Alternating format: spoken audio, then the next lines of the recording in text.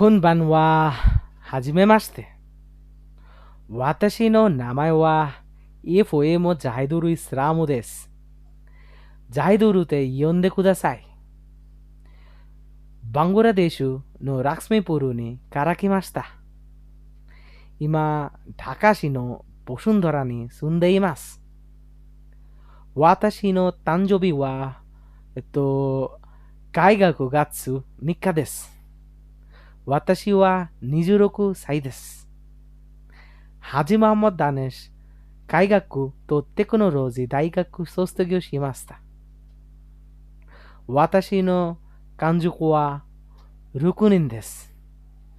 父と母と兄と姉と妻は私です。